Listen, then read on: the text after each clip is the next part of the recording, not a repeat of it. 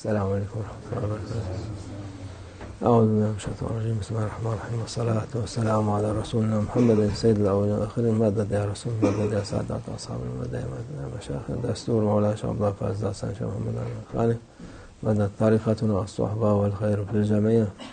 بسم اللہ الرحمن الرحیم۔ یا ایہا الذین آمنوا ان جاءکم فاسق بنباء فتبیضوا ان تصیبوا قوما بجہالۃ فتصبحوا علی ما فعلتم نادمین۔ صدق اللہ العظیم۔ اللہ عز و جل کہتا ہے کہ اگر آپ کوئی خبر سنیں، کچھ بات سنیں، تو اس کی اچھی طرح سے تحقیق کر لیں۔ ہو سکتا ہے کہ یہ غلط ہو سکتا ہے انہوں نے غلط خبر دی ہو، کیونکہ اگر آپ کچھ کریں گے اس کے بنا پہ تو آپ پچھتائیں گے۔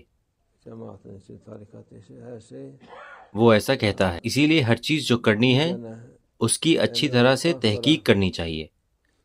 آپ کا خود کا مسئلہ، کسی اور کا مسئلہ، قوم کا مسئلہ، طریقت کے مسئلے اور ہر مسئلہ، جب آپ بالکل مطمئن ہو جائیں تب آپ لوگوں کو بتائیں ایسا یا ویسا، تب آپ پر ذمہ داری نہیں ہوگی۔ طریقت کے معاملے میں، طریقت میں لوگ اللہ کے واسطے آتے ہیں، انہیں ایک دروازہ ملتا ہے جس سے کہ وہ دنیا سے دور رہ سکیں، وہ اس دروازے کو اپناتے ہیں۔ اس کے بعد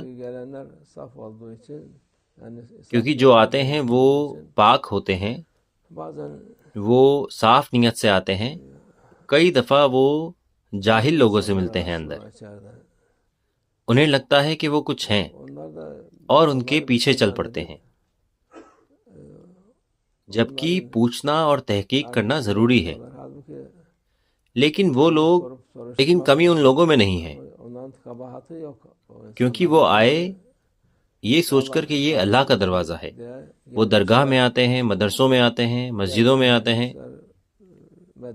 یہ جگہ اللہ کے لیے ہے، یہاں پر کوئی برائی نہیں ہوتی۔ یہ ہو سکتی ہے وہاں پر بھی ہوتی ہے، ہر جگہ برائی ہوتی ہے، سب سے زیادہ یہ سب سے پاک جگہوں پر کرتے ہیں، کعبہ میں، مسجد الحرم میں، وہاں پر ہر اچھائی 1,00,000 گنا اجر پاتی ہے، لیکن گناہ کی سزا بھی 1,00,000 گنا دفعہ زیادہ ہے وہاں پر۔ طواف کے دوران حجر اسود پر چوری ہوتی ہے، وہ لوگوں کے پیسے چراتے ہیں، ایسا ہوتا ہے وہاں پر۔ درگاہوں میں بھی ایسا ہوتا ہے۔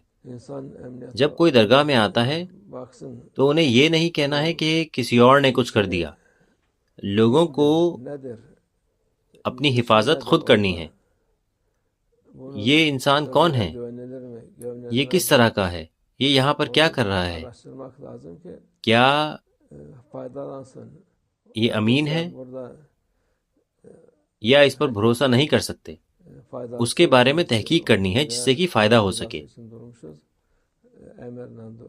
ہم بھی یہاں پر ہر کسی کے فائدے کے لیے ہیں، ہم اللہ کی رضا کے لیے یہاں پر ہیں، ہمیں حکم ملا ہے یہاں پر ہونے کا۔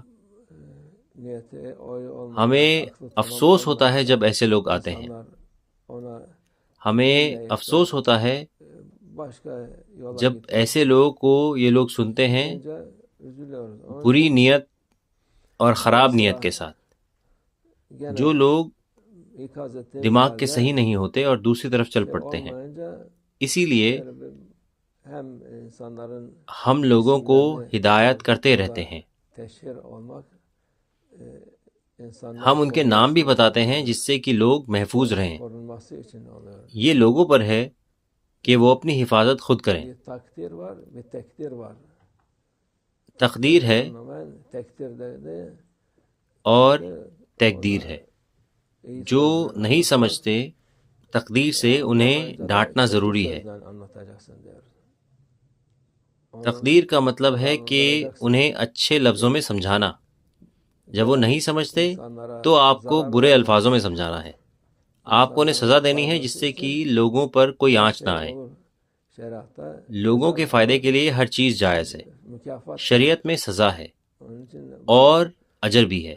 اسی لیے ان لوگوں کے نام اور تصویریں باہر لگائی جاتی ہیں یہاں پر یا وہاں پر.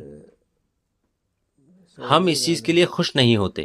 یہ کوئی ایسی چیز نہیں ہے جو ہم پسند کرتے ہیں، لیکن ہمیں یہ کرنی پڑتی ہیں جس سے کہ یہ انسان مشکل میں نہ آئے اور یہ دوسروں کو مشکل میں نہ ڈالے اور گناہ نہ کرے، اور جس سے کہ لوگوں کو پریشانی نہ آئے. اسی لیے ہمیں دھیان دینا ہوتا ہے. جب آپ درگاہ میں داخل ہوتے ہیں تو آپ کو دھیان دینا ہے کہ انسان کون ہے، کس طرح کا ہے، جس سے کہ کوئی نقصان نہ ہو اس چکر میں کہ کوئی فائدہ ہو جائے. فائدے کی امید کے دوران یہ ایک ضروری چیز ہے. ہمارے رسول اللہ صلی اللہ علیہ وسلم کے وقت میں اللہ عز و جل ایسے لوگ مکہ میں نہیں تھے، کیونکہ مکہ ایک مشکل جگہ تھی.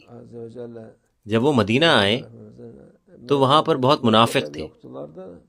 اگر وہ منافق مسلمان نہیں تھا تو اس پر مشکل آتی تھی، لیکن جو مسلمان دکھتے تھے وہ اسلام کے دشمن تھے، وہی دشمن تھے. اسی لیے ایسے لوگ وہاں پر تھے اور ہر وقت میں ہوتے ہیں. ہمارے رسول اللہ صلی اللہ علیہ وسلم ان کو جانتے تھے. بہت سارے صحابہ بھی ان کو جانتے تھے. کئی دفعہ وہ ان کے نام بتاتے تھے اور کئی دفعہ نہیں بتاتے تھے.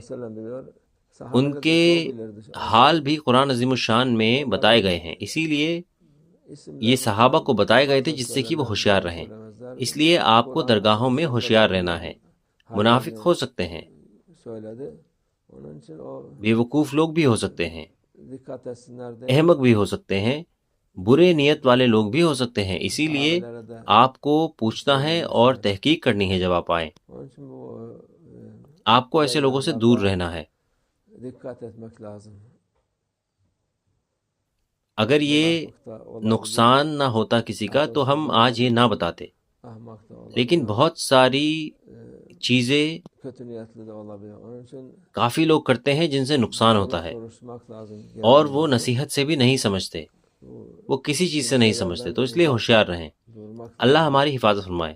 اللہ ان لوگوں کے دل بدلے. یہی طریقت ہے. یہاں پر لوگ خود کو بدلنے کے لیے آتے ہیں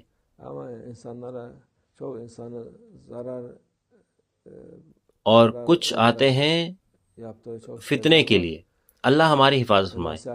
ہم سچ بتائیں گے، ہم وہی بتائیں گے جو صحیح ہے.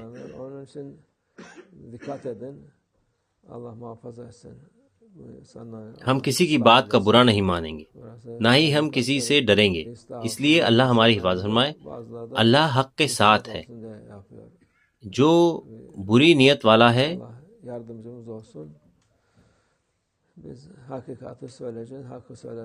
وَلَا يَحِيقُ مَكْرُ السَّيِّئِ إِلَّا بِأَهْلِهِ.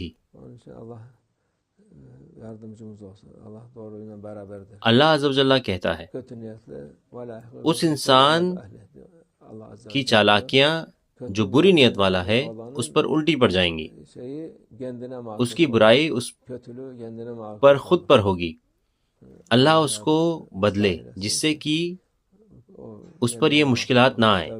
وہ توبہ استغفار کرے انشاءاللہ. اللہ توفیق. الفاتحہ.